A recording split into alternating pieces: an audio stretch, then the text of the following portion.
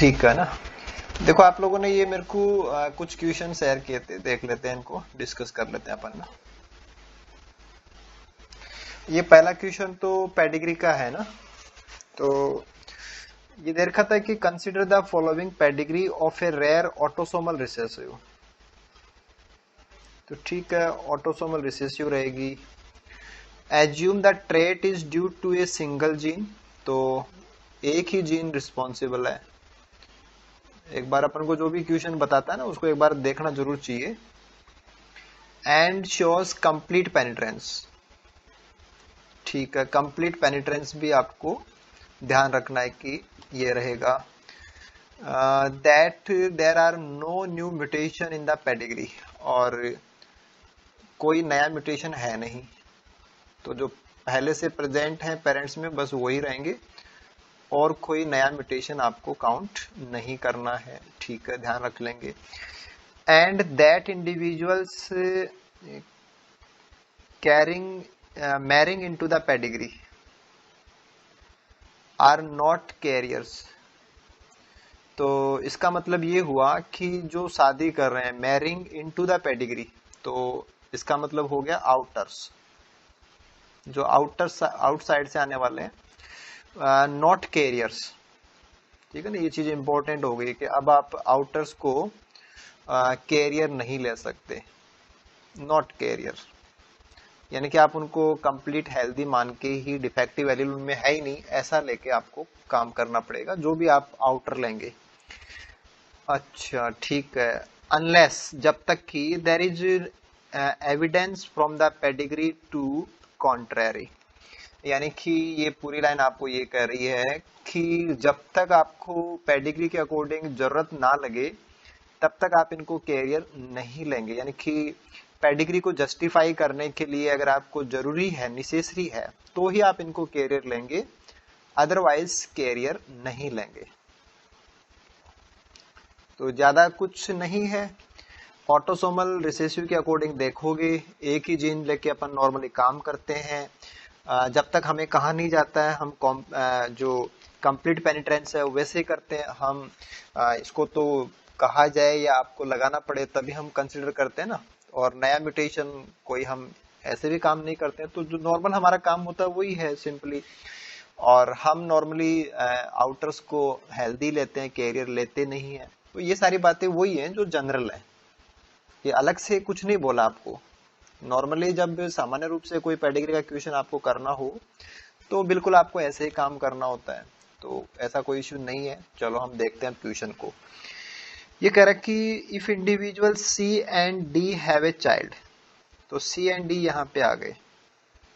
C and D have a child, और इनके यहाँ पे कोई चाइल्ड है।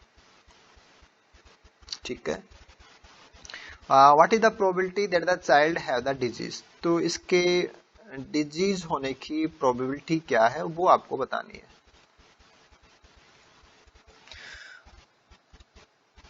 ओके, तो पेडिग्री के जब भी आपको क्वेश्चन सॉल्व करने हो तो आपको सारी पेडिग्री एक साथ विजुलाइज होनी चाहिए। इसमें एक इश्यू ये दिख रहा है कि आप इस चाइल्ड को डिजीज के अकॉर्डिंग देख रहे हो, राइट। चाइल्ड के इमीडिएट पेरेंट तो सी एंड डी है, और जिनमें एलील है या नहीं आपको अभी कंफर्म नहीं है। और देखा जाए तो ये दो डिफरेंट फैमिलीज हैं, ये फैमिली अलग है, ये फैमिली 1 है, और ये फैमिली 2 है। अगर एक ही फैमिली के मेंबर्स के बीच में हमारा ये मैरिज होता तब तो कॉन्जेंसियस मैरिज हो जाती, लेकिन ये पास पास दो फैमिली को दिखाया गया है, बाकी ये दोनों फैमिली सेपरेट हो सकती हैं। ठीक है ना, ये कोई कॉन्जेंसियस मैरिज का मामला नहीं है। तो आपको एक बार तो देखना पड़ेगा कि आपका जो सी है उसके अकॉर्डिंग देखिए कि सी की हालत क्या है, और एक आपको देखना पड़ेगा डी के अकॉर्डिंग, यानी कि इसके दो टुकड़े करने आपको। देख लेते हैं चलो। देखिए यहाँ आपको यहाँ चाइल्ड को डिजीज लेने ना, चाइल्ड को डिजीज देने का मतलब हमारे पास ये सी की जो हालत है, इसके दो ही ऑप्शन थे कि या तो ये डिजीज्ड है या ये नॉर्मल है, राइट।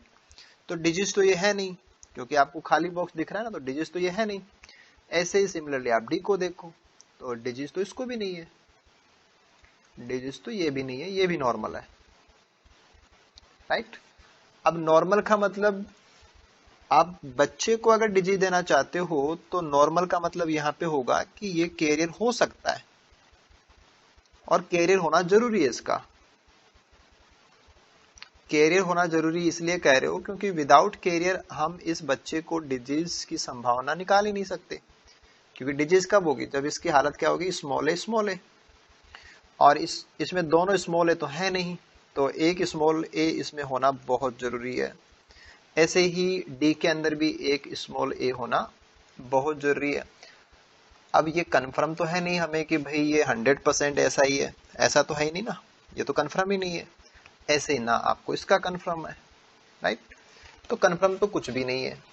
अब आपको देखना था कि प्रोबेबिलिटी क्या हो सकती है, राइट। तो यहां देखिए, इसको फोकस कीजिए, इसको डिजीज है, इसमें दोनों ए स्मॉल है, राइट। तो डेफिनेटली इनके पेरेंट्स के अंदर एक ए स्मॉल ए जरूर है, राइट।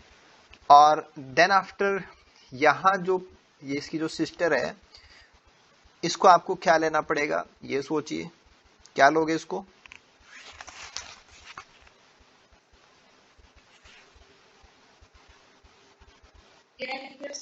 कैरियर लेना पड़ेगा, ठीक है ना।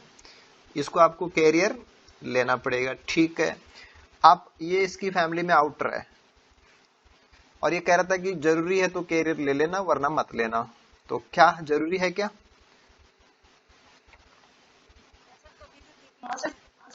क्यों भाई, आपको इसको डिजीज देनी है क्या,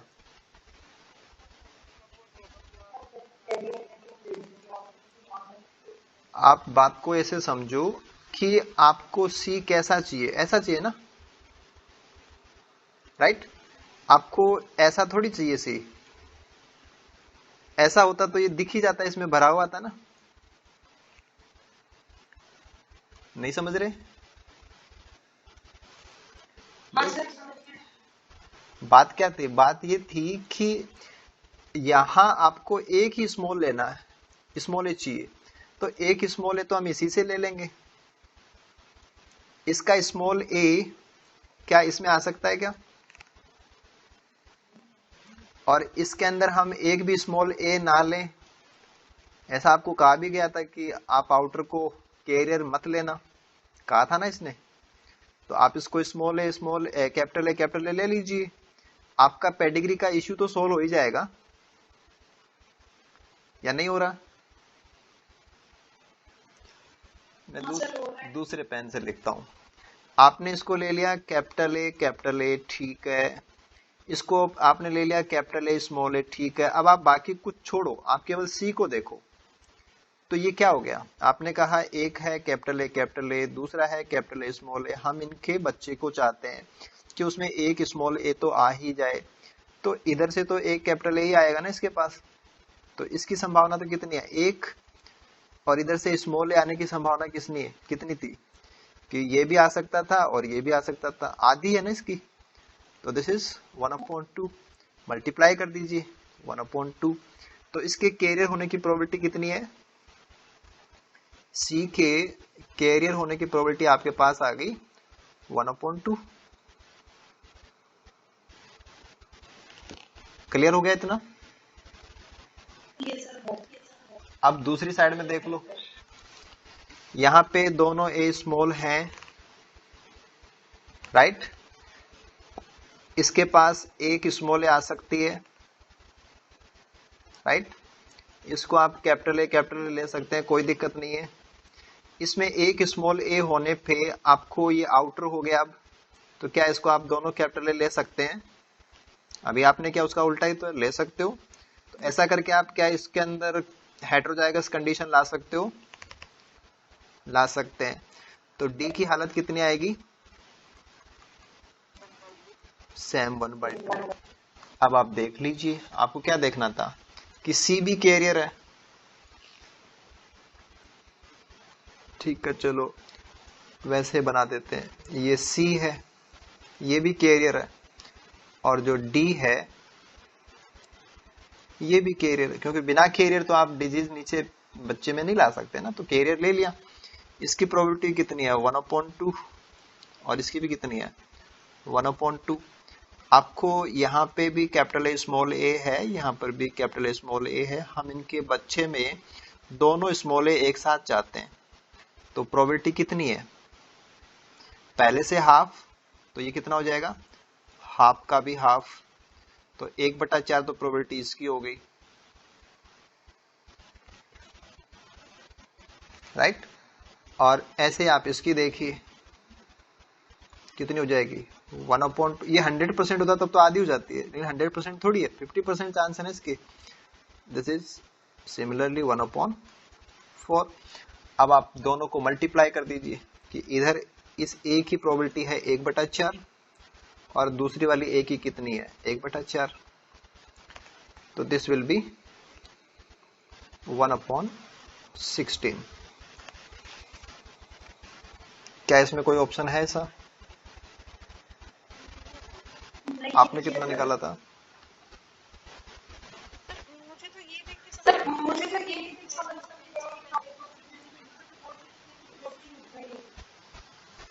नहीं, कंप्लीट पेनिट्रेंस का मतलब ये होता है कि आप ये कह रहे हैं कि ये है ऑटोसोमल रिसेसिव, ठीक है। ऑटोसोमल रिसेसिव होने पे जैसे मान लो कि ये एक इंडिविजुअल है, इसमें तो डिफेक्ट वाली एलील नहीं है, तो डिजीज या सिम्टम होने का मतलब ही नहीं है।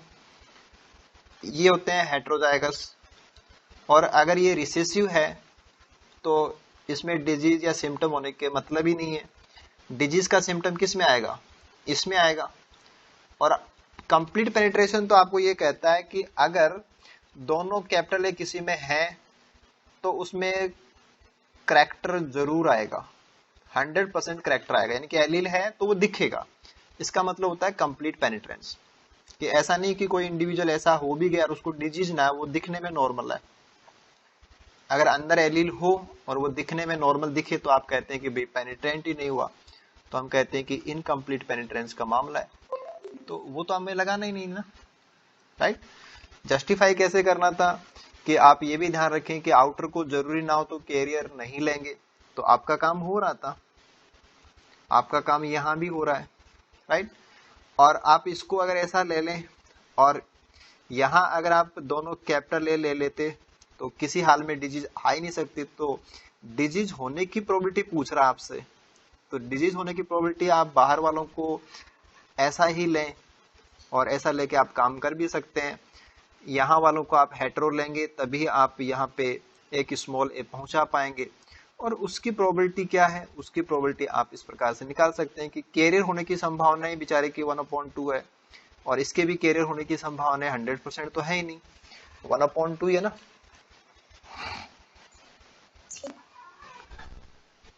तो आंसर इसका रहेगा 1/16।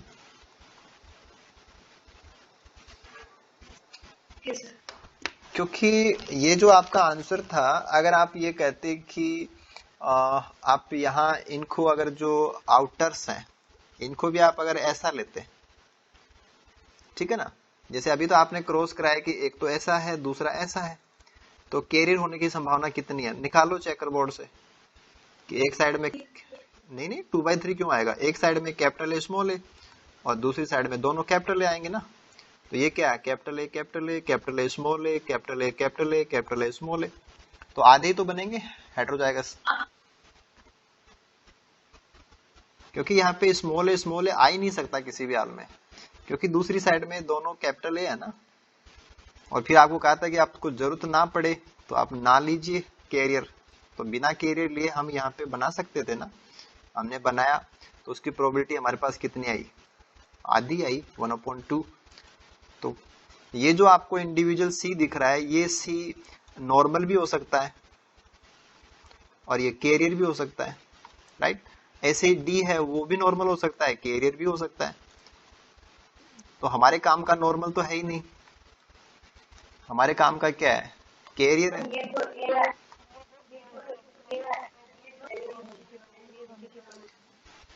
इसकी कैरियर होने की प्रोबेबिलिटी हमने कितनी ली है, राइट। इसको आप देखिए कि इसकी कैरियर होने की प्रोबेबिलिटी आपको लेनी पड़ेगी 100%।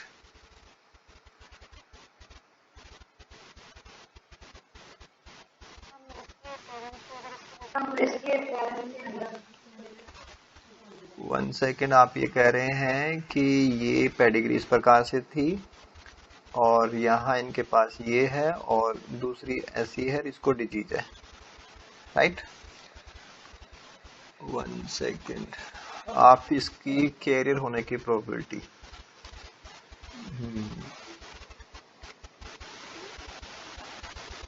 हाँ ये बात सही है कि आप इसको 100% कैरियर नहीं ले पाएंगे, क्योंकि इसके पास जो कैरियर होने की प्रोबेबिलिटी आएगी वो 2/3 आएगी, ठीक है ना। हाँ ये बिल्कुल सही बात कही, यहाँ पे 2/3 लेना पड़ेगा इसको। इस एक की भी आपने ली 2/3, सिमिलरली यहाँ भी इसकी प्रोबेबिलिटी आएगी 2/3। और जब आप इसको 2/3 यूज कर रहे हैं और इसको आप नहीं ले रहे हैं तो इसकी प्रोबेबिलिटी आ जाएगी 1/3, क्योंकि यहां से हाफ करोगे ना, क्योंकि दूसरा तो इतना ही था और दूसरी साइड में ये है तो इसका हाफ हो जाएगा, तो 1/3 और इसका भी 1/3। तो आप इसको ऐसे चेंज करें कि दिस इज 1/3 और दूसरा भी 1/3, और फिर आपको यहाँ लेना है तो 1/3 का हाफ एक साइड में और दूसरी साइड में भी 1/3 का हाफ दूसरे ए के लिए, तो ये 1/6 इंटू 1/6 1/36 ये है क्या इसमें,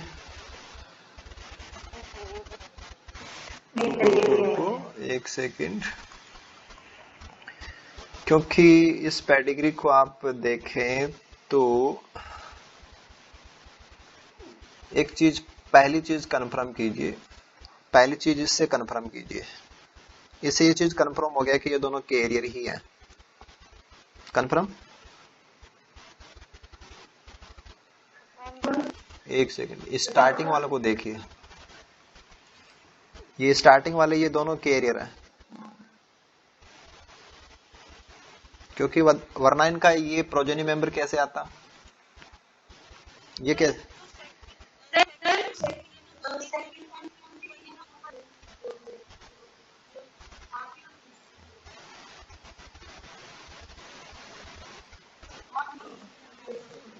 नहीं नहीं नहीं नहीं नहीं नहीं,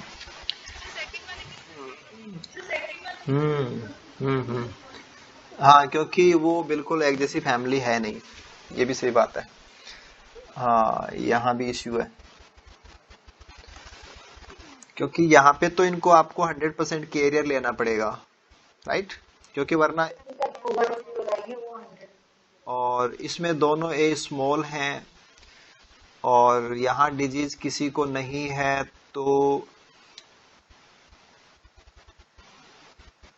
वन, नहीं नहीं ऐसे कैसे आप काम, अरे रुको अरे रुको, वन सेकेंड, जैसे यहाँ आपके दोनों ए कैप स्मॉल आ रहे हैं और इनके दोनों प्रोजेनी मेंबर्स को डिजीज नहीं है, डेफिनेटली दोनों में एक एक स्मॉल ए गया ही है, तो दूसरा दोनों में डेफिनेटली कैपिटल ए गया ही होगा, राइट। और फिर यहाँ आप किसी को आउटर नहीं मान सकते क्योंकि ये दोनों पेरेंट है, यहाँ किसी को आउटर नहीं मान सकते, तो आउटर नहीं मान सकते, लेकिन हम आउटर वाली लाइन को थोड़ा सा एक्स्ट्रा यूज कर लेते हैं, एक्स्ट्रा यूज कर लेते हैं कि भाई जरूरत ना हो तो हम कैरियर नहीं लेंगे, तो हम इसको कैरियर नहीं लेते हैं, तो नहीं लेते हैं, तो ये ऐसा था पहला पेरेंट और दूसरा ऐसा था, तो ये 100% कैरियर हो जाएंगे, तो ये आपका 100% कैरियर, तो 100% कैरियर लेकर के आप इसको लेकर के चलें तो यहाँ पहुंचेंगे, तो ये हो जाएगा आपका 100% हाफ हो जाएगा एक साइड से, एक साइड से आपके पास हाफ आ जाएगा और दूसरी साइड से आपका 2/3 आ रहा है ना, तो 2/3 का हाफ करें एक साइड में और एक साइड में जो हाफ है उसका हाफ करें, तो ये आपके पास 1/3 इंटू 1/4 ये आएगा।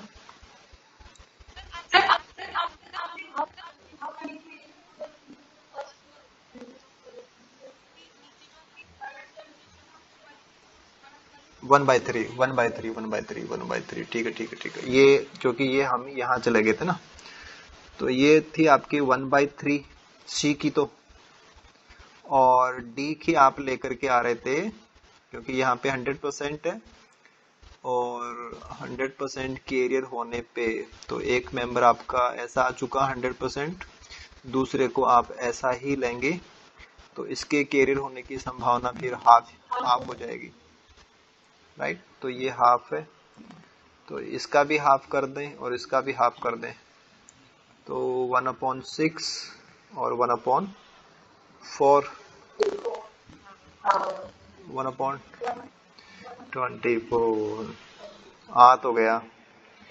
हम्म हम्म, आ तो गया लेकिन ये वीडियो शेयर करने लायक नहीं रहा,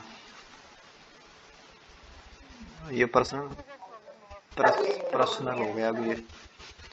देखो इसमें ये था कि अपने जल्दबाजी कर ली, दोनों फैमिली को एक जैसा देख लिया तो गड़बड़ हो गई है ना। इसमें दोबारा देखो, पहला काम तो ये था कि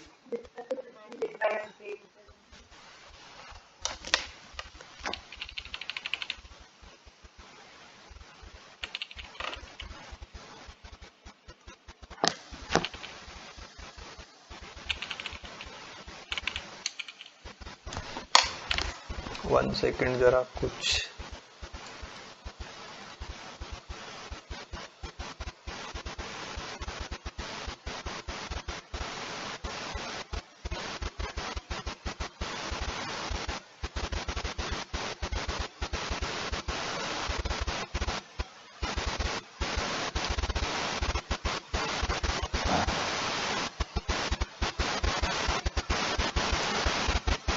ठीक है ना। अब हम इसको दोबारा देख लेते हैं। पहले तो ये चाहिए दोनों आपको कैरियर,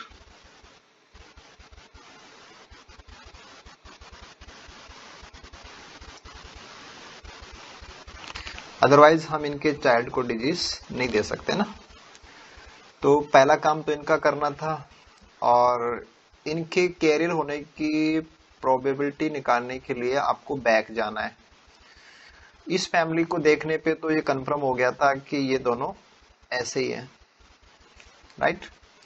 तो ये दोनों ऐसे होने पे यहाँ पे आप आ रहे थे कि इसका इश्यू था, राइट। तो इसको आप ले रहे थे 2/3, राइट। ऐसा होने पे हम इसको ले भी सकते हैं और 2/3 से फिर आपको यहां जाना था क्योंकि आप इसको इग्नोर रखते हैं क्योंकि ये कैपिटल ए है। देन आप सी तक पहुंचते हैं और सी तक पहुंचते पहुंचते ये 2/3 कितना हो जाएगा, हाफ हो जाएगा। तो ये बन गया था 1/3, राइट।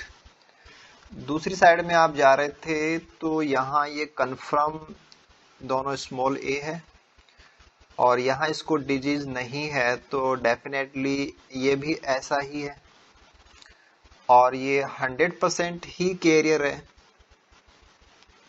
आपने इसको जस्टिफाई करने के लिए इसको कैपिटल ए माना और आप इसका इस्तेमाल इसलिए कर रहे थे क्योंकि आपको एक लाइन बोली हुई थी कि जब तक जरूरी ना हो तो आप कैरियर ना लें और जरूरी हो तो ही लें। तो हमें यहाँ कोई जरूरी नहीं इसको कैरियर लेने की, बिना कैरियर लिए भी हम इसको कैरियर बना सकते थे, राइट। तो फिर हमने इसकी 100% ले ली है और जब ये 100% कैरियर है तो फिर हम यहाँ पहुंचेंगे तो ये हाफ हो जाएगा। तो एक साइड में आपके पास 1/3 आ गया था सी का और डी का आ गया था हाफ और ये कैरियर होने की प्रोबेबिलिटी है तो फिर यहाँ स्मॉल ए लाएं एक अकेला तो वो इसका भी हाफ यानी कि 1/6 हो जाएगा। इधर से हम केवल एक स्मॉल ए लाना चाहें तो वो आधे का भी आधा हो जाएगा, राइट। तो आप इसको ऐसे ले लीजिए। अब ठीक है।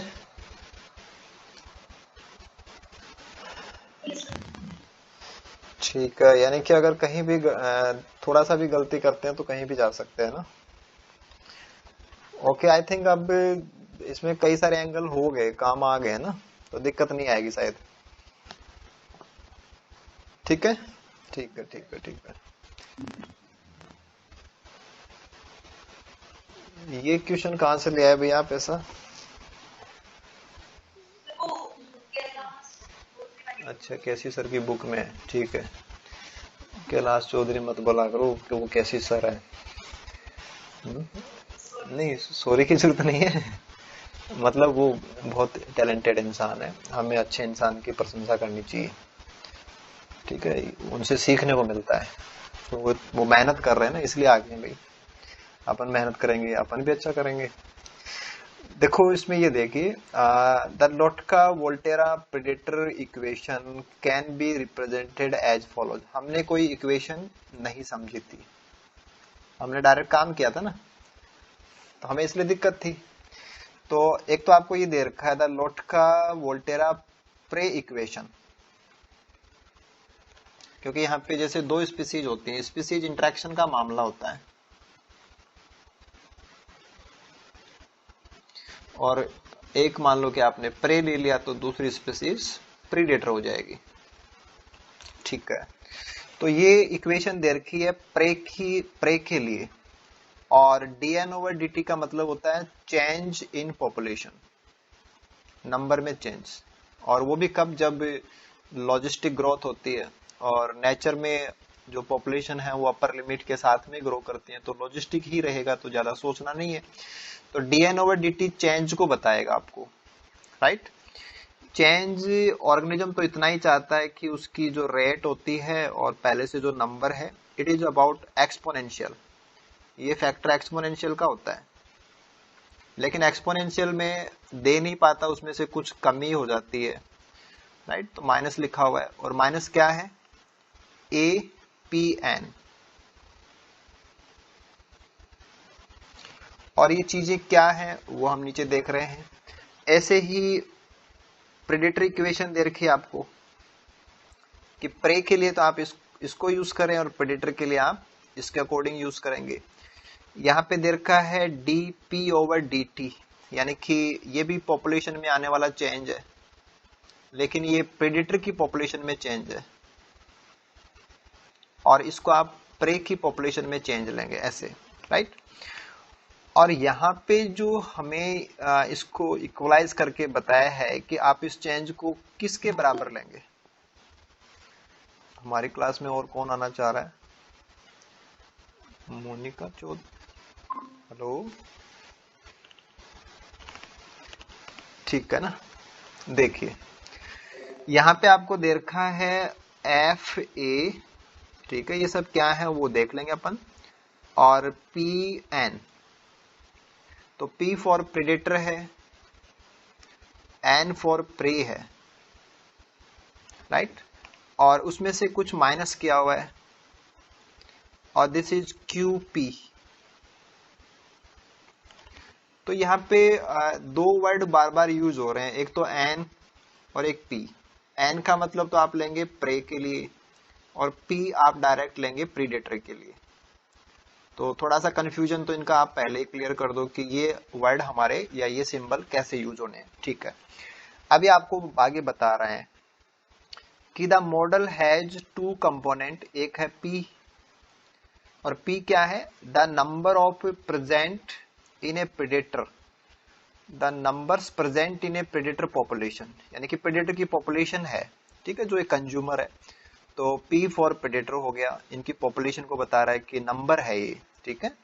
ऐसे N क्या है, द नंबर्स और बायोमास, कि आपको जरूरत लगे तो आप नंबर के हिसाब से देख लो, आपको जरूरत हो तो आप बायोमास के अकॉर्डिंग देख लो। तो N भी नंबर है, लेकिन वो किसका, प्रेजेंट इन ए प्रे और प्लांट पॉपुलेशन, तो एन फॉर प्रे या जो भी छोटे वाला ऑर्गेनिज्म है उसके लिए आप एन लेंगे और प्रेडेटर के लिए पी लेंगे।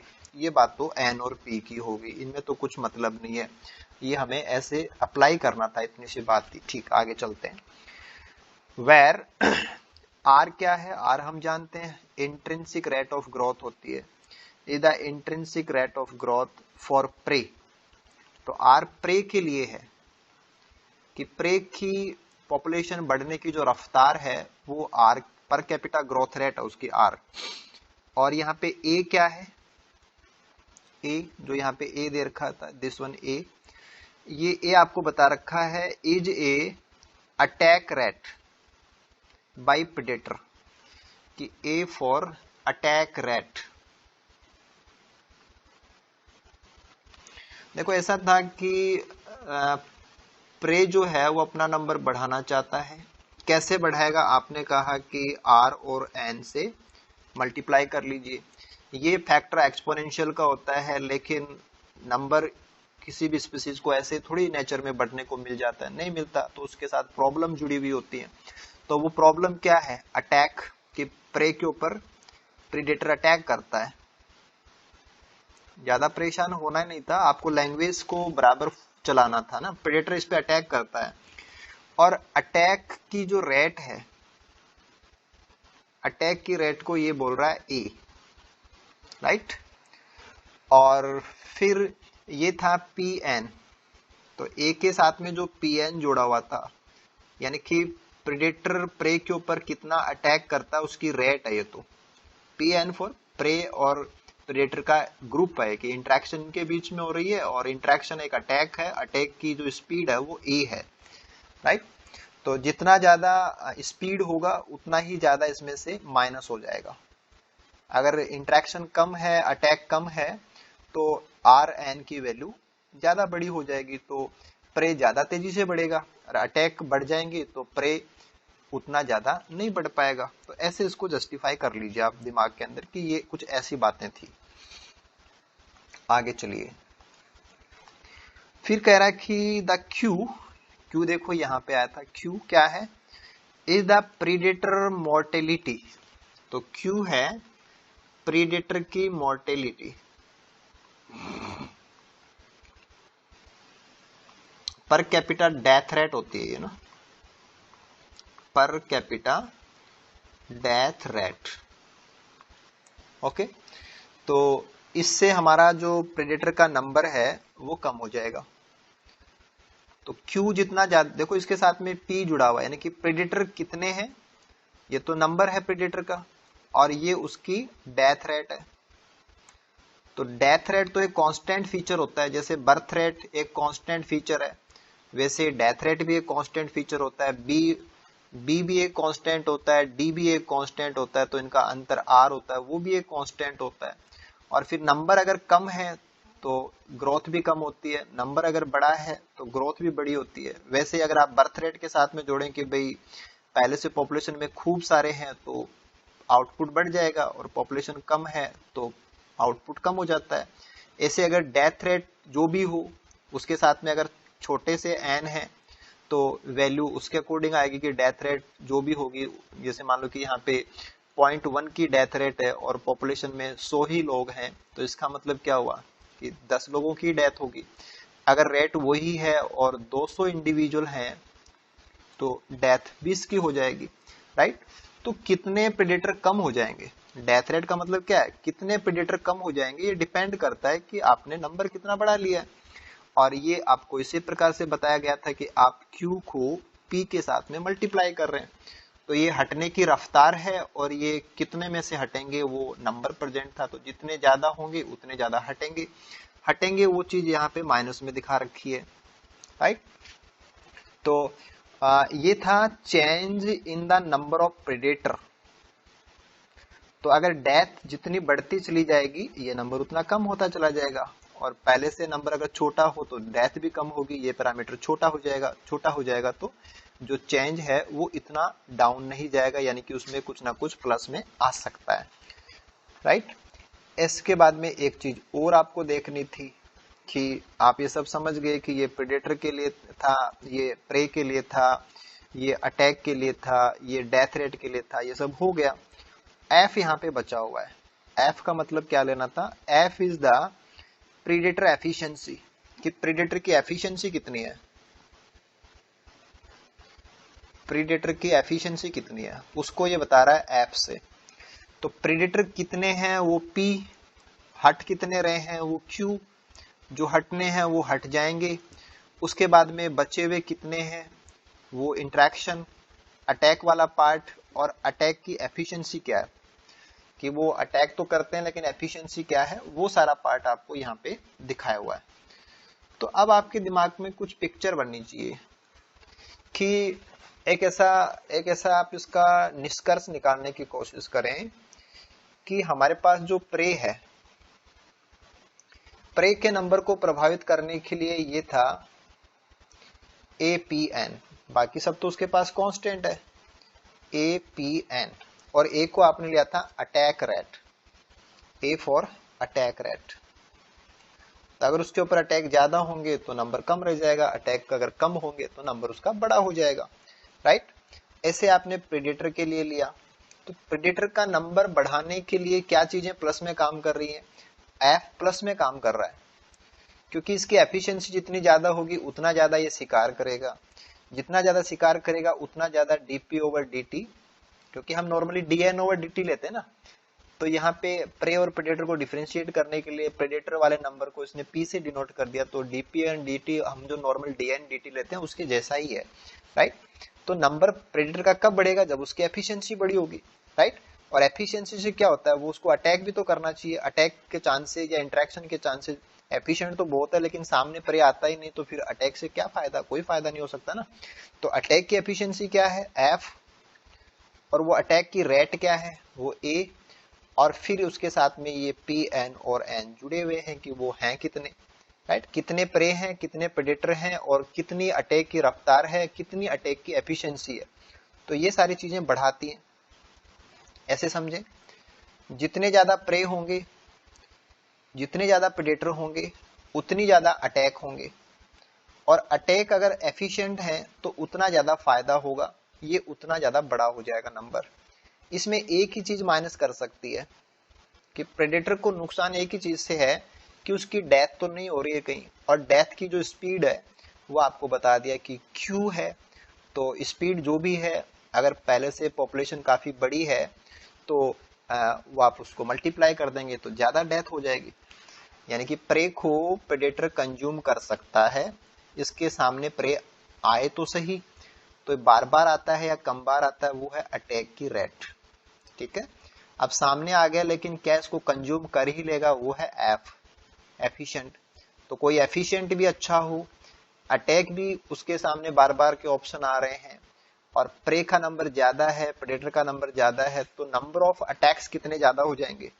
तो नंबर ऑफ अटैक भी बहुत ज्यादा हो और एफिशिएंसी भी बहुत ज्यादा हो, तो सारा पैरामीटर बहुत बड़ा हो जाएगा, राइट।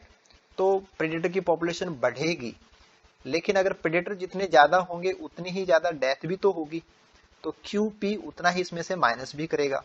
तो ये इसका बैलेंस है कि प्रेडेटर की पॉपुलेशन ऐसे बैलेंस हो रही है कि ये पैरामीटर उसको बढ़ा रहा है और दूसरा पैरामीटर उसको कम कर रहा है, तो ये दोनों का बैलेंस है, जिससे आप डीपी ओवर डीटी को बता सकते हो, राइट। तो ये दो चीजें आपने यहाँ पे ले ली। अब आपको क्या करना है, कुछ स्टेटमेंट दे रखे हैं, उनको केवल समझना था कि ये स्टेटमेंट की जो भाषा है वो सही है या नहीं है, ऐसे आपको कंक्लूजन निकालना है। चलिए चलते हैं।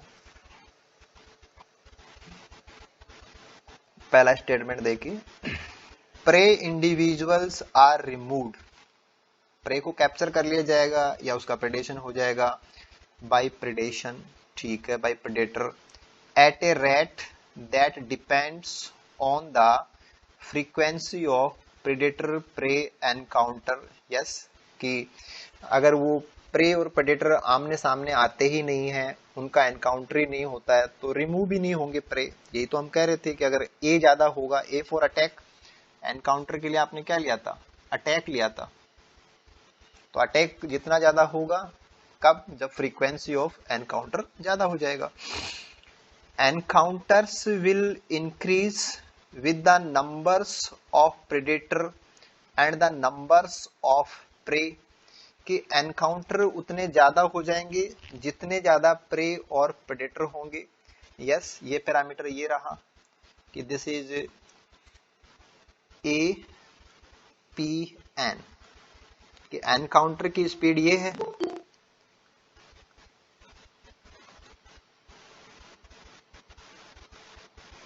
एनकाउंटर की स्पीड तो ये रही ना ए, और ये सारा पैरामीटर बड़ा कब होगा, जब पी भी बड़ा हो और एन भी बड़ा हो। अगर प्रेडेटर भी बढ़े कि ये एनकाउंटर इंक्रीज हो जाएगा, कब, with the numbers of predator, P भी बड़ा हो जाए और नंबर ऑफ प्रे भी बड़ा हो जाए। ये पी की वैल्यू जितनी बड़ी और ए की वैल्यू जितनी बड़ी होगी, एनकाउंटर उतना ज्यादा होगा। ये बात मैथमेटिकली भी समझ में आ रही है और वैसे भी समझ में आ रही है कि अगर जंगल में बहुत सारे प्रे हैं, बहुत सारे प्रेडेटर हैं, तो अटैक ज्यादा ही होंगे।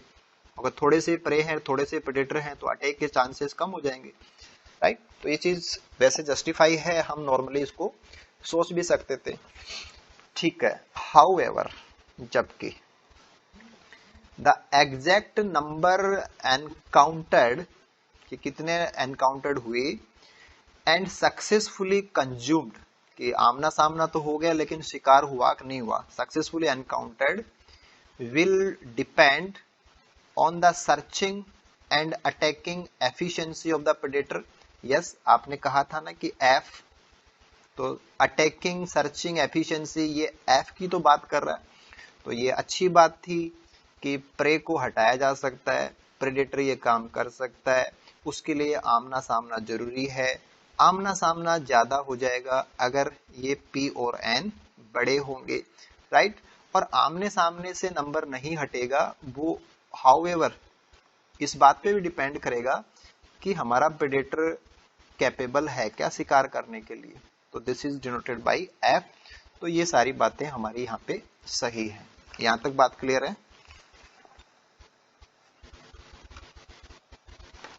ठीक है ना,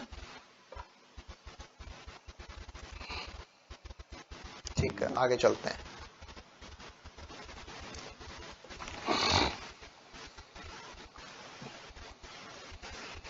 नेक्स्ट स्टेटमेंट पे आइए। Predator birth rate is FAPN, कि उसकी अटैक की दक्षता कितनी है, अटैक हो कितने रहे हैं, और अटैक उतने ही ज्यादा हो जाएंगे जितने ज्यादा प्रेडेटर हैं और जितने ज्यादा प्रे हैं, राइट। तो ये अटैक को बता रहा है और ये एफिशिएंसी को बता रहा है। तो जितने ज्यादा अटैक हो, जितना ज्यादा कोई एफिशिएंट हो, उतना ज्यादा उसको फूड मिलेगा और उतना ज्यादा वो नंबर इंक्रीज करेगा, ठीक है ना। सिंपल आप इसको ऐसे समझ लीजिए, ठीक है। तो प्रेडेटर की बर्थ रेट, नंबर इंक्रीज करने का मतलब क्या, बर्थ रेट ही तो होगी, कि अगर आमने सामने भी खूब आ रहे हैं प्रेडेटर प्रे, और शिकार भी अच्छे से कर सकता है, तो खाना अच्छे से मिलेगा प्रेडेटर को, तो वो रिप्रोड्यूस भी ज्यादा करेगा, तो नंबर भी ज्यादा बढ़ेगा, तो बर्थ रेट भी बड़ी होगी। और ये आपको यहां जो बताई हुई थी, विच इज द, ठीक है ना, ये क्या है, विच इज द रेट है eight which food is consumed, right.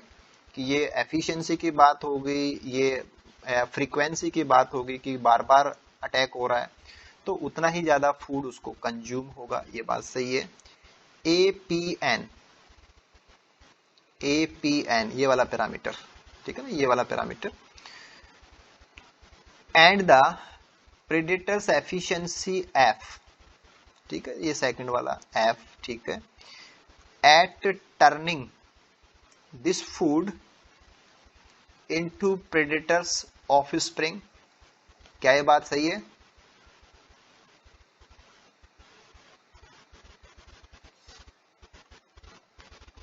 आपने अभी इस इक्वेशन को ऐसे लिया था,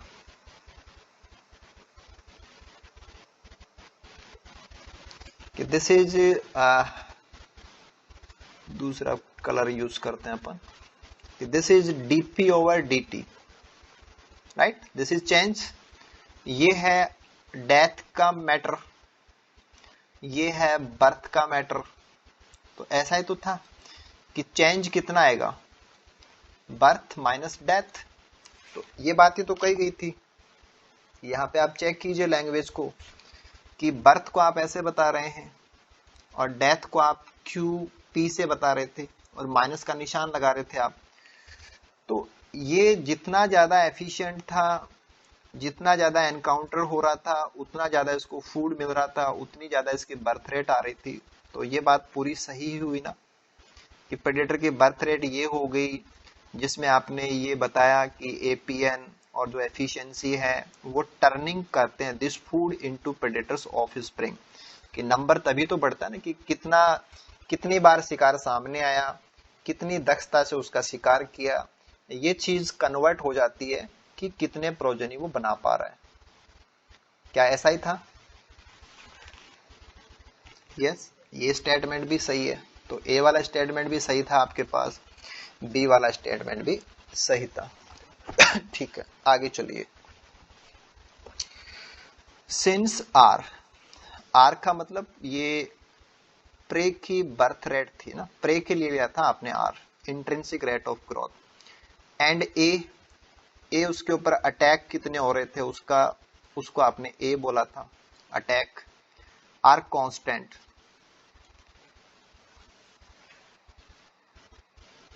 तो आप यहां तक सोचें जरा कि क्या ये दोनों कांस्टेंट है क्या? कि प्रे का आर क्या होगा, ये कांस्टेंट है, उस पे कितने अटैक होंगे ये भी एक कांस्टेंट है। ऐसा ही था क्या?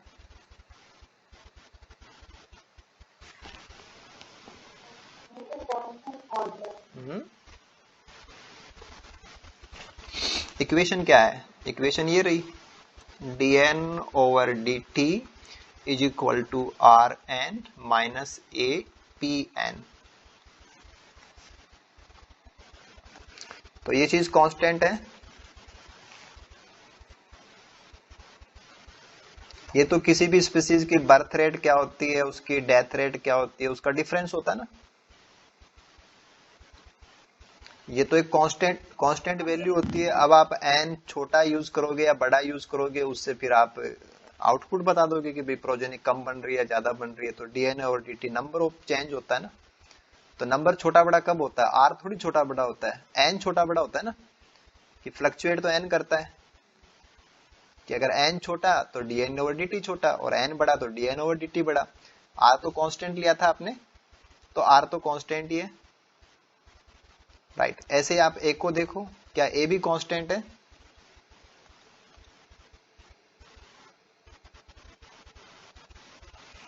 ए भी कांस्टेंट है। क्यों कांस्टेंट है? क्योंकि जितने ज्यादा प्रेडेटर होंगे, जितने ज्यादा प्रे होंगे, उतने ज्यादा अटैक होंगे। यानी कि ए कोई एक ऐसा मल्टीप्लायर है कि ये डिपेंड करता है कि पी और एन की वैल्यू क्या है। अगर पी और एन बड़े हो जाते हैं तो ये भी पूरा पैरामीटर बड़ा हो जाता है। यानी कि ये एक कांस्टेंट वैल्यू है और आप इसके साथ में इन दो वैल्यू जो कि वेरिएबल हैं उनको आप क्रॉस करते हो। पॉपुलेशन में क्या चीज ऊपर नीचे हो सकती है? नंबर तो ऊपर नीचे होता है, या तो प्रे का हो गया या प्रेडेटर का हो गया, राइट।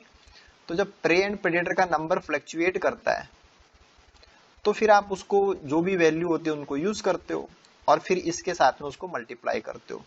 तो यहाँ ये भी एक कांस्टेंट है। वैसे तो आप ऐसे कह रहे थे कि अगर प्रे ज्यादा हो जाए, प्रेडेटर भी खूब सारे हैं और प्रे भी खूब सारे हैं, तो अटैक भी खूब सारे होते हैं। यही तो बात थी आपकी। तो आप इसको फिर इतना ही कह देते ना कि प्रे और प्रेडेटर, बस इतना ही ले लेते कि पी एन। आपने इसको किसी चीज से मल्टीप्लाई कर रखा है और ये चीज ऊपर नीचे नहीं होती है, इसका रिजल्ट ऊपर नीचे होता है। और इसके रिजल्ट को ऊपर नीचे करने में एक पी का रोल है, एक एन का रोल है, ए का कोई रोल नहीं है। तो ए तो एक कांस्टेंट है। तो ओवरऑल जो पैरामीटर है इसका वैल्यू ऊपर नीचे हो जाएगा। क्यों हो जाएगा? क्योंकि पी और एन फ्लक्चुएट करते हैं। समझ रहे हैं बात को? तो आर भी कांस्टेंट है, ए भी कांस्टेंट है। आगे चलिए।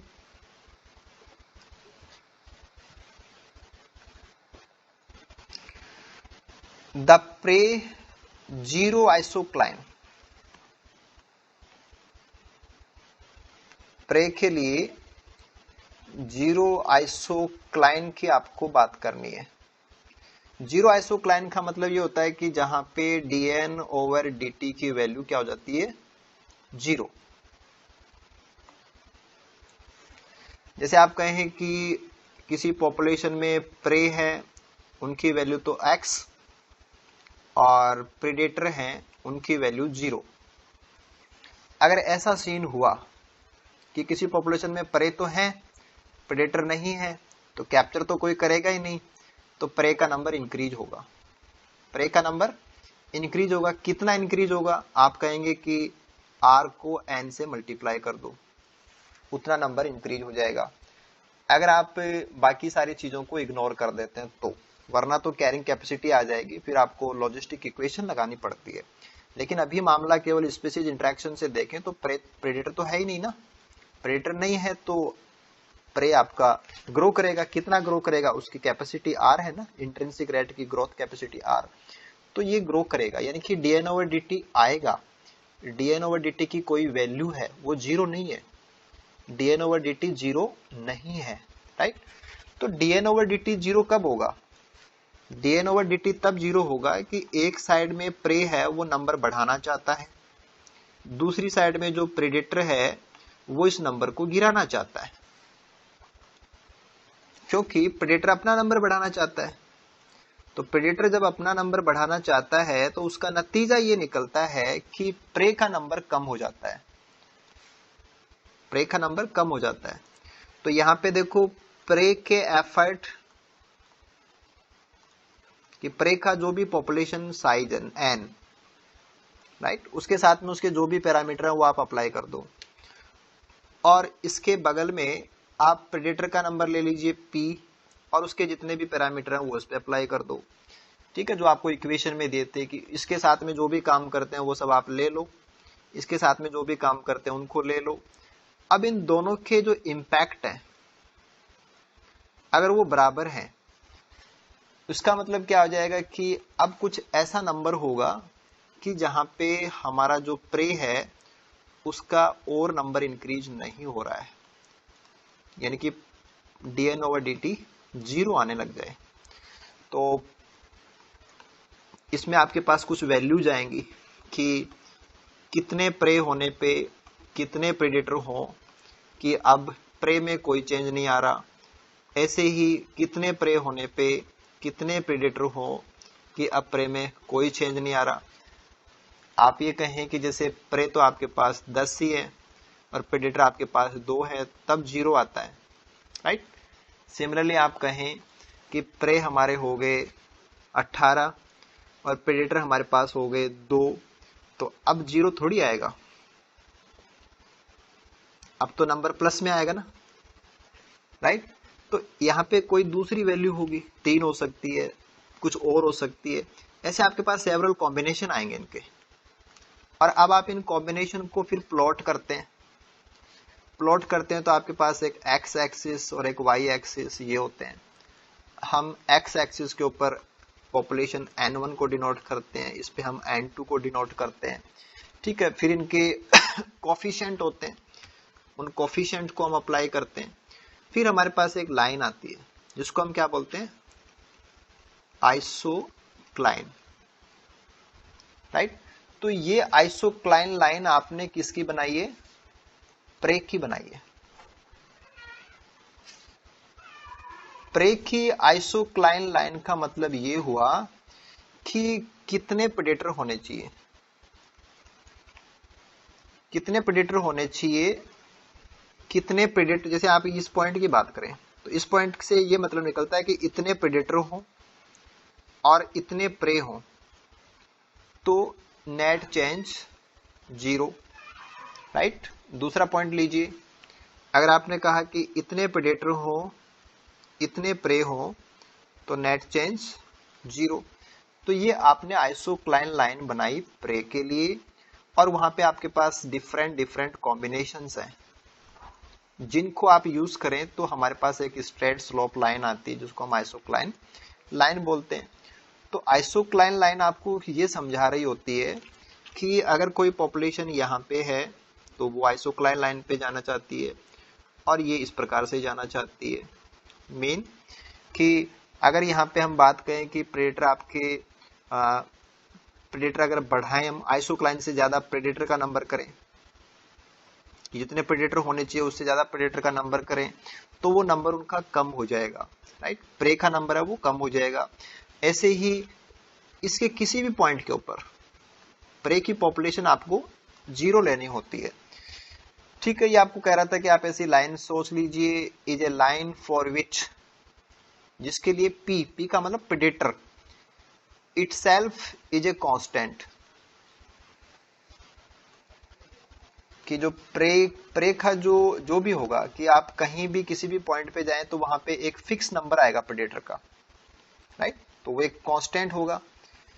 बिलो इट, इस लाइन के नीचे, बिलो इट का मतलब इस लाइन के नीचे प्रेडेटर अबंडेंस, कि जो प्रेडेटर की अबंडेंस है वो लो है,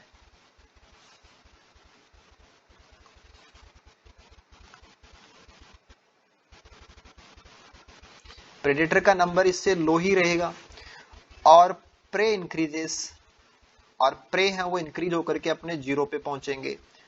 अबाउ इट, इससे ऊपर जाएं तो प्रे, जो प्रेडेटर अबंडेंस है वो हाई है, एंड प्रे डिक्रीजेस। आप इन चीजों को कोरिलेट वैसे भी कर सकते हैं अगर आपको ये चीज ना भी काम में लेनी हो।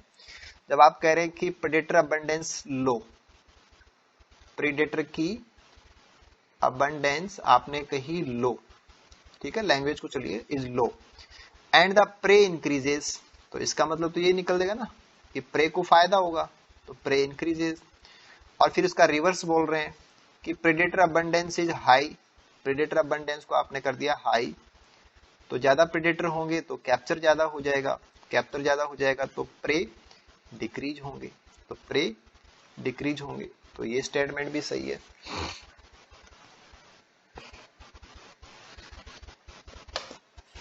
यानी कि केवल इसको डिजाइन किया गया था, इसमें कुछ ये इक्वेशन जैसे टर्म बना के डालेंगे, फिर इसकी लैंग्वेज को, यही चीज समझाने के लिए कि जो यहाँ डाली गई थी उसको आप कंप्लीटली समझ जाएं, इसके लिए ये स्टेटमेंट बनाए गए थे ताकि आप एक एक का जो मतलब था वो क्लियर कर लें। अब ठीक है, तो एक तो जैसे अपन लोटका वोल्टेरा में वो सब कर रहे होते हैं वो तो है ही है, और इस प्रकार से भी चीजें आ जाती हैं तो आप उनको भी हालांकि यूज करने की वो होनी चाहिए, लेकिन अभी तक ऐसे क्वेश्चन रहे नहीं है पेपर में, लेकिन फिर भी आपने कर लिया इसको सोल्व तो अच्छी बात है, अपने लिए प्लस में रहेगा ना। बट ये था कि लैंग्वेज को यूज तो अपन करें ना। चलो ठीक है ना, नेक्स्ट क्वेश्चन पे चलते हैं।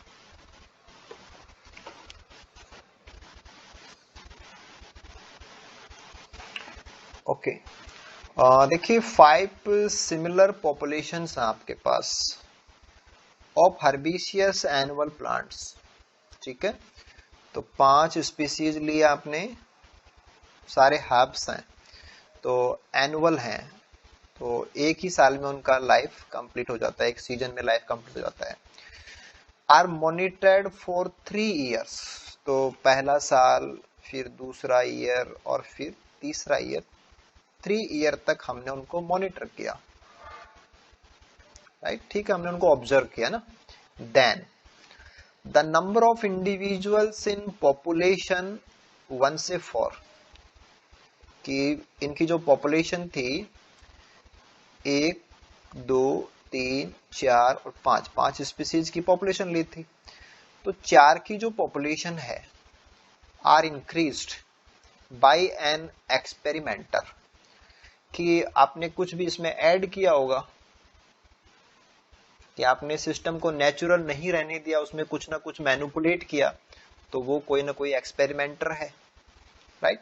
तो उसकी वजह से 4 पॉपुलेशन में तो नंबर इंक्रीज हो गया, 4 पॉपुलेशन में तो नंबर इंक्रीज हो गया। Subsequent changes in the sizes of all the populations are shown in the graph below.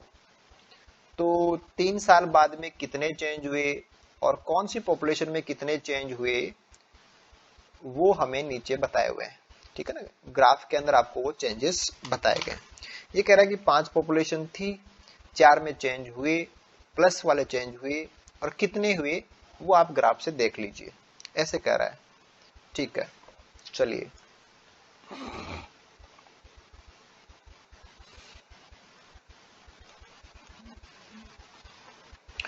तो ये आपके पास टोटल 5 पॉपुलेशन थी कि 3 ईयर तक इनका नंबर था, वो यहाँ पे आपने देखा कि इनका नंबर लगभग कांस्टेंट सा ही है, एक जैसा सा ही नंबर है, राइट। और फिर 4 में से एक पॉपुलेशन ये तो ऐसी है, this is the 5th one, जिसमें कोई चेंज नहीं है, नंबर उतना ही रहा है, नो चेंज। और 4 ऐसी है जिनमें इंक्रीज हुआ, जिनमें इंक्रीज हुआ, और इंक्रीज होने के बाद में फाइनल हालत जो इनकी है वो इस प्रकार से है। तो पहले ये जिस लेवल पे इंक्रीज हो गए थे एक्सपेरिमेंटर की वजह से, ये यहाँ पे फिक्स हो गए थे, और इन दो की बात करें तो ये उससे भी ऊपर गई है, और ये दो पॉपुलेशन उससे नीचे आ गई है, राइट। आफ्टर ए टाइम जो भी हुआ होगा उसकी वजह से, और एक ऐसी है जिसपे कोई फर्क नहीं पड़ा, कुछ ऐसा सा इसमें दिखाया गया है। चलिए हम चलते हैं।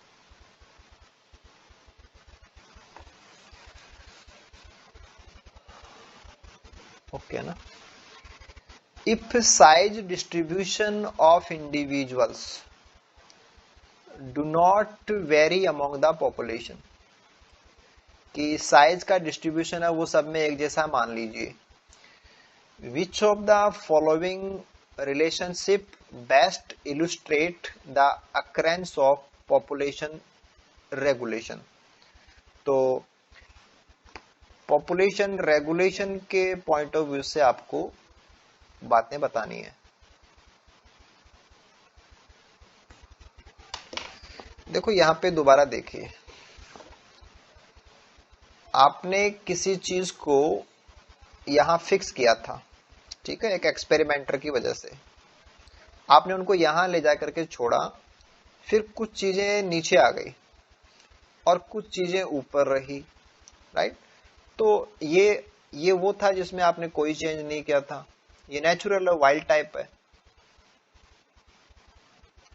तो ये तो वापस उसको अचीव कर रहे हैं, लगभग उसकी तरफ जा रही है, ये रेगुलेट हो गई, और ये अभी भी इंक्रीज दे रहे हैं कुछ इस प्रकार से ना। अब आप स्टेटमेंट को देख लीजिए, तो इनका नंबर कुछ इसी प्रकार से दे रखा है, नंबरिंग भी इनका सीरियल से ही है, तो ज्यादा वो भी इश्यू नहीं रहेगा हमारे पास। ये पॉपुलेशन फर्स्ट है, ये सेकंड थी, ये थर्ड थी, ये फोर्थ थी, और ये फिफ्थ थी, राइट। तो ऊपर के दो प्लस में गए थे, थर्ड फोर्थ नीचे आ गए थे, और फिफ्थ था वो अनचेंज था।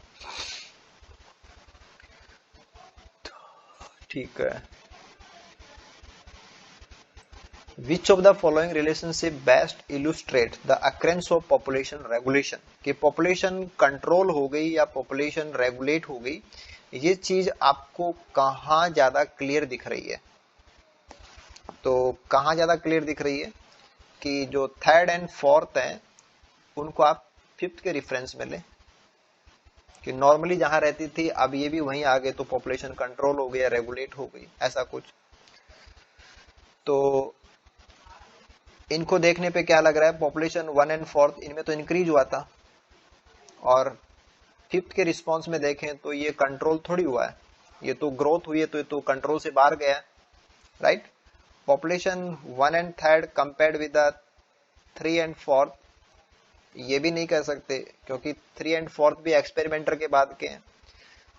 3 एंड 4 कंपेयर्ड विथ फिफ्थ, ये ज्यादा सही है, कि कंट्रोल तो यही हुआ था कि वो आपने यहाँ पे फिक्स किए थे, तो दो पॉपुलेशन नीचे आ गई थी और वो लगभग वाइल्ड टाइप वाले के जैसा रिस्पॉन्स दे रही थी, तो ये कंट्रोल होगी ना। तो कंट्रोल के लिए आप किसको देखें, थर्ड को देखें, फोर्थ को देखें, और फिफ्थ को देखें। तो population third and fourth compared with population 5, और पॉपुलेशन 1 कंपेयर्ड विथ सेकंड, तो यहाँ से तो कोई मतलब ही नहीं है कि आप फर्स्ट एंड सेकंड को कंपेयर करें, तो इससे कंट्रोल थोड़ी लगता है आपको, इससे कोई कंट्रोल नहीं, तो दोनों सेम बिहेवियर दे रही है। तो केवल एक ऐसा क्या कि लैंग्वेज जैसा ही मान सकते हैं इसको, तो आप अभी ठीक है।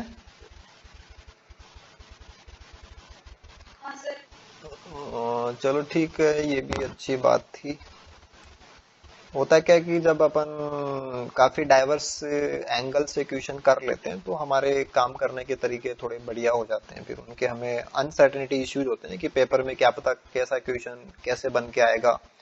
तो वहाँ वो चीजें हमारे लिए बहुत काम की होती हैं कि पहले से काम किया होता है कि चलो ऐसे भी कभी किया था या इस एंगल से भी हुआ था, तो वो फिर फायदे का बात होता है।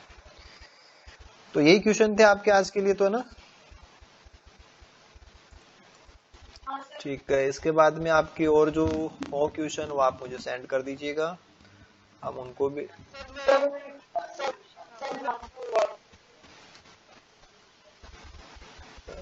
नहीं अभी तो किस सेक्शन के क्वेश्चन है फिर वो?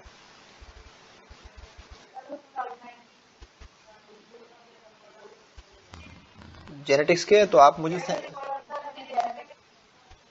हाँ तो कोई दिक्कत नहीं, आप जेनेटिक्स सीखोगे जो क्वेश्चन है उनको शेयर कर देना ना, तो अपनी जो नेक्स्ट क्लास रहेगी उसमें ले लेंगे। या अब माइनर इश्यूज है या क्या मेजर इश्यूज है? उनमें छोटी छोटी बातों की दिक्कत है या मतलब पूरा क्वेश्चन ही समझ से बाहर है?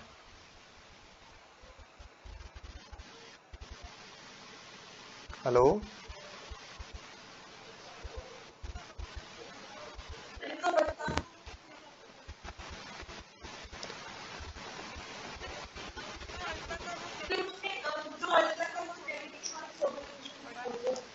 नहीं एक्चुअल में क्या है कि जैसे मान लो कि कोई छोटा सा इश्यू है तब तो कॉलेज टाइम में मैं फ्री रहता हूँ, तो उसको मैं सॉल्व करके भी आपसे शेयर कर सकता हूँ, तो आप समझ जाएंगे बातों को कि भाई कैसे सॉल्व हुआ या क्या मेन पॉइंट था, वो पिन आउट हो जाता है।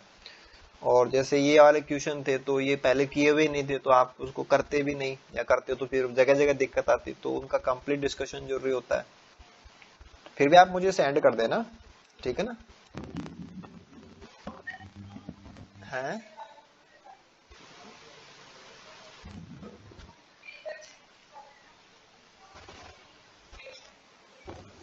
म्यूटेशन में न्यूमेरिकल चेंजेस?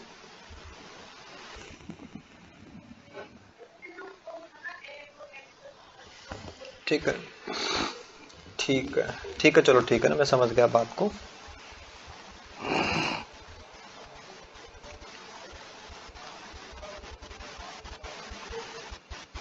एन्यूप्लॉयड प्रोटेक्शन की बात कर रहे थे, ठीक है। इसमें नॉर्मल इंडिविजुअल को तो अपन 2n लेते हैं, एक हो जाते हैं आपके 2n+1 और एक हो जाते हैं आपके 2n-1, यानी कि एक बेसिक लेवल पे अपन ऐसे देख सकते हैं, राइट। अब होता क्या कि कोई भी 2n कब बनता है? जब उसमें दोनों गैमेट का कंट्रीब्यूशन आता है। तो आप 2n+1 कब बनाएंगे? कि आपको n और n जोड़ के 2n बनाना होता है। अगर आपके पास एक तो n आ जाए और एक आ जाए n+1, तो क्या हो जाएगा? 2n+1। ऐसे ही दूसरी साइड से देखिए कि एक गैमेट तो n आ गया, दूसरा n-1 आ गया, तो ये 2n-1 की हालत आ जाती है। तो ये चीजें क्रिएट कैसे होती हैं कि कोई n+1 कैसे बन जाता है, कोई n-1 कैसे बन जाता है, क्योंकि बनना तो n चाहिए ना। तो वो आप समझ रहे थे। उसके लिए आपको क्या करना है कि कोई भी आपने सेल ली जिसमें गैमेट बनेंगे ना, ठीक है। तो ये जनरेटिव सेल है कोई भी, ओके। आपने इसको लिया 2n, इसको डिस्ट्रीब्यूट होना है, इसमें मियोसिस होनी है। उससे पहले क्या होता है कि यहां आपको करना होता है इसका एस फेज, यानी कि सिंथेसिस डीएनए रेप्लिकेशन। तो ये बन जाएगा 4n, राइट। इसमें 4 क्रोमेटिड हो गए। अब इनको सेपरेट होना होता है, यहां से स्टार्ट होगा मियोसिस। पहली बार में क्या करना होता है, इनको एक पोल पे 2n जाना होता है और दूसरे पोल पे भी 2n जाना होता है। अगली बार में क्या करना रहेगा, हैप्लॉइड हैप्लॉइड। तो इस प्रकार से 4 गैमेट बनने होते हैं, और ये चारों कैसे हैं? हैप्लॉइड है, और ये करेक्ट भी है, इनमें कोई एन्यूप्लॉइड ही नहीं है। अब इसमें दो इश्यू हो सकते हैं। पहला इश्यू क्या हो सकता है कि जब आपने इसको यहां बांटा तो ये 2n नहीं हो, ये 2n माइनस 1 हो गया, राइट। और अगर आपने इसको 2n माइनस 1 किया है तो डेफिनेटली ये क्या हो जाएगा, 2n प्लस वाला पैटर्न हो जाएगा कि इसमें एक क्रोमोसोम अधिक कम चल रहा है, इसमें एक क्रोमोसोम एक्स्ट्रा चल रहा है। फिर आप इनको यहां डिवाइड करेंगे, इनको पार्टीशनिंग करेंगे तो ये n-1 वाले बनेंगे दोनों, इनमें एक एक कमी आ जाएगी और इनमें एक एक अधिकता हो जाएगी। तो यहां जो सीन क्रिएट होगा इसमें देखो ये दोनों भी प्रॉब्लम वाले, लेकिन प्रॉब्लम -1 वाली, और ये दोनों भी प्रॉब्लम वाले लेकिन प्रॉब्लम कैसी, +1 वाली। अगर n में कुछ जुड़ जाता है वो भी एन्यूप्लॉइडी में काउंट होगा, अगर n में कुछ नहीं आ रहा, कम है, तो वो भी एन्यूप्लॉइडी में काउंट होता है। हमारे पास जितने भी गैमेट बने वो सारे गैमेट एन्यूप्लॉइड है। 100% गैमेट कैसे हो गए, एन्यूप्लॉइड हो गए।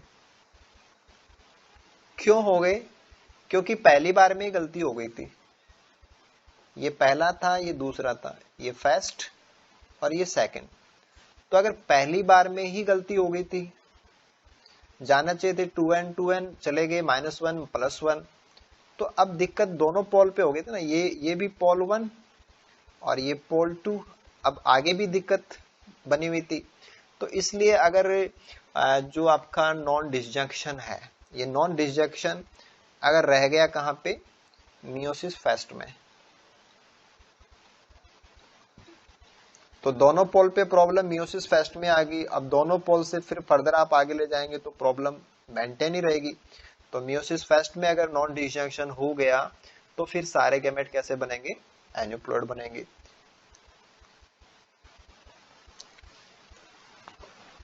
राइट। और इसके बाद में अगर ऐसा हो, दूसरी कंडीशन क्या हो सकती है कि आप ऐसा सीन ले सकते हैं कि यहाँ पे तो 2n ही थे और यहाँ पर भी 2n ही थे, यानी कि मियोसिस फर्स्ट तो करेक्ट था, लेकिन मियोसिस सेकंड में दिक्कत हो गई कि इस साइड में चला गया n-1 और यहाँ पहुंच गया n+1 और यहाँ पे दोनों n रह जाएंगे, क्योंकि यहाँ कोई दिक्कत नहीं हुई। एक हालांकि यहाँ पे भी बन सकते थे, जिसको आप ऐसे समझे कि आपके पास 4n था, आपने उसको दोनों पोल पे बराबर बराबर मियोसिस फर्स्ट में, तो कोई दिक्कत नहीं है, मियोसिस फर्स्ट बिल्कुल करेक्ट थी। अब यहां दिक्कत आ गई कि यहाँ एक पोल पे कम पहुंच गया, एक पोल पे ज्यादा पहुंच गया। तो ये जो दिक्कत है ये आपको सब में नहीं मिलेगी, क्योंकि सब तो कौन है, इससे बनने वाले भी तो आएंगे ना। तो टोटल तो कितने थे, 4, लेकिन प्रॉब्लम कितनों में है, 2 में ही प्रॉब्लम है। तो 50% जो गैमेट्स होंगे वो एन्यूप्लॉइड होंगे, और 50% में से भी, टोटल में से 25% -1 वाले और 25% +1 वाले। तो अगर प्रॉब्लम को आप ऐसे देखें कि अगर मियोसिस फर्स्ट में ही दिक्कत आ गई तब तो दोनों पोल खराब हो गए, दोनों पोल खराब हो गए तो आगे के 1 2 3 4 चारों खराब हो गए। चारों में खराबी क्या आ सकती थी कि यहाँ पे प्लस हो गया होगा तो ये 2 प्लस वाले आ गए, यहाँ पे कुछ नहीं गया होगा तो ये दोनों माइनस वाले आ गए। तो 50% n+1 गैमेट और 50% n-1 गैमेट। अगर ये प्रॉब्लम दूसरी बार में हुई है तो आप कहेंगे कि मियोसिस फर्स्ट में तो सब सही था, केवल एक पोल पे दिक्कत आएगी। तो एक पोल पे दिक्कत आएगी तो टोटल में से 25% प्लस वाले, 25% माइनस वाले। तो मियोसिस फर्स्ट में नॉन डिसजंक्शन हो गया तो सारे एन्यूप्लॉइड, और मियोसिस सेकंड में हुआ तो आधे एन्यूप्लॉइड। जितने भी एन्यूप्लॉइड होते हैं उसमें से आधे प्लस वाले और आधे माइनस वाले, ऐसी सीन रहती है। अभी ठीक है?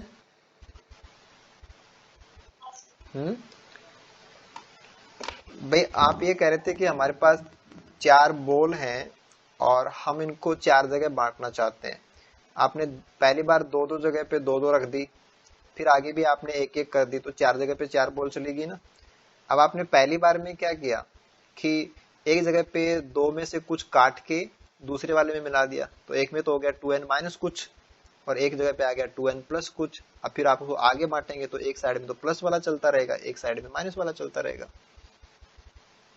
अगर आपने दूसरे लेवल पे जाके गलती किया तो आधों में गलती राधे सही थे, ठीक है ना, इसलिए आप इसको ऐसा लेते हैं। ये बार बार आता है इसलिए थोड़ा जरूरी भी है, देखो पता भी रहना चाहिए अपन को।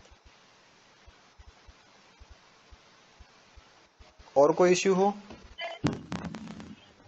हाँ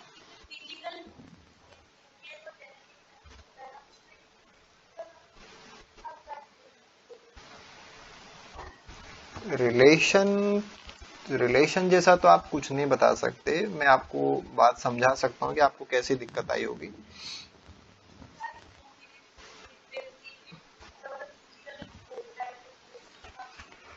ठीक है, कोई दिक्कत नहीं। देखो पहली बात आती है कि हम मैप बनाते हैं, ठीक है। मैप बनाने का तरीका क्या होता है कि भाई जैसे आपको मैप बनाना हो तो आप स्केल लो और स्केल लेके नाप लो, मेजर कर लो। ये कहलाता है फिजिकल वर्क, कि आपने भौतिक रूप से इनको मेजर किया और आपने उसको ड्रा कर दिया। तो क्रोमोसोम को आप नाप लो,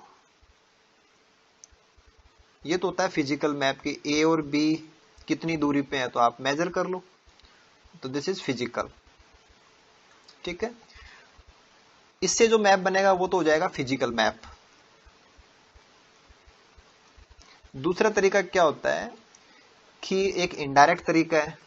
इनडायरेक्ट तरीका क्या होता है कि ए और बी के बीच में कितनी दूरी है, इसको आप रिकॉम्बिनेशन फ्रीक्वेंसी से जोड़ देते हो। अगर आपको पता लग गया कि यहाँ पे 10% रिकॉम्बिनेशन फ्रीक्वेंसी है तो आप कह देते हैं कि इनके बीच में दूरी कितनी है, 10 सेंटीमॉर्गन है, राइट। अब इसको ऐसे समझिए, आपने कहा कि ये ए जीन है और ये बी जीन है, राइट। इनके आगे पीछे और जीन हो सकते हैं, हमें उनसे मतलब नहीं है, ओके।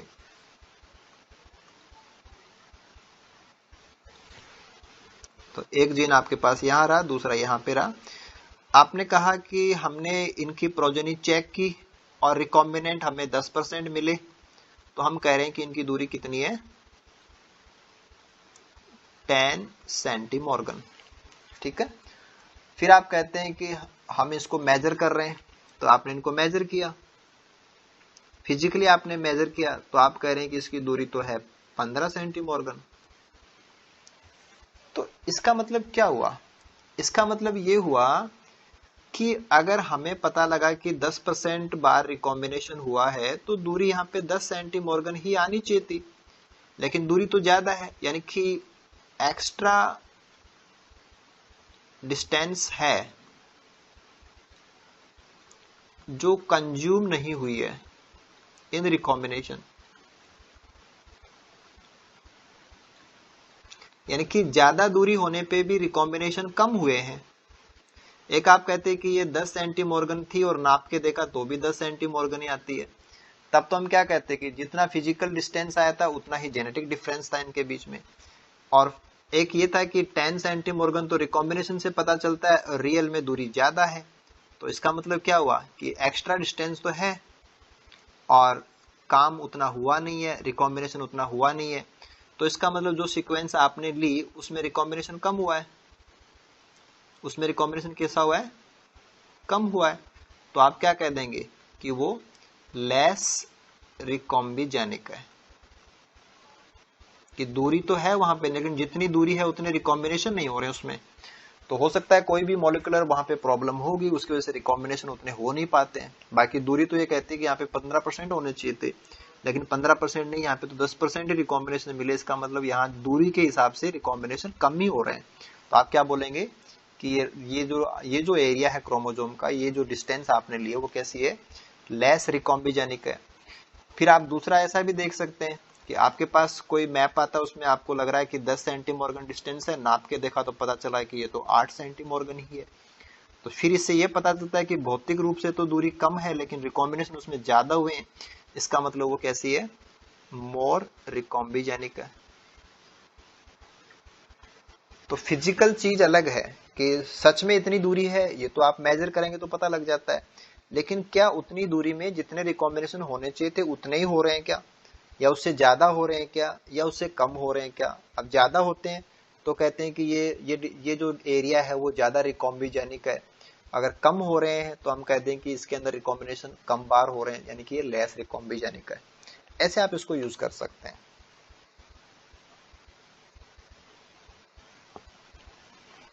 कुछ समझ पा रहे हैं? देखो दो तरीके होते हैं।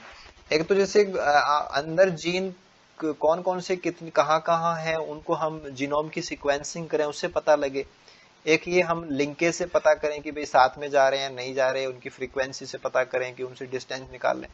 तो दो तरीके थे मेजर करने के, दो तरीके थे। एक फिजिकली मेजर करना, वो अलग चीज है, वो टेक्निकल वर्क है, उसमें आपको मशीनों की जरूरत पड़ेगी, प्रॉपर प्रोसीजर अप्लाई करना पड़ता है। और ये जेनेटिक्स का काम था जिसमें हम जेनेटिक मैप बनाते हैं, क्योंकि वो रिकॉम्बिनेशन पे आधारित है, वो जेनेटिक्स पे आधारित है। तो ऐसा तो है नहीं कि आपने कहा कि 10% रिकॉम्बिनेशन हुआ तो दूरी भी उतनी होनी चाहिए। हो सकता है कि उस एरिया में रिकॉम्बिनेशन कम हो रहे हैं, तो वहां पे दूरी ज्यादा होने पे भी रिकॉम्बिनेशन कम मिल सकता है। हो सकता है कोई एरिया ऐसा है जहाँ पे रिकॉम्बिनेशन के चांसेस बहुत ज्यादा है या प्रोबेबिलिटी बहुत ज्यादा है, तो वहां पे एरिया छोटा होगा लेकिन फिर भी रिकॉम्बिनेशन ज्यादा हो सकते हैं।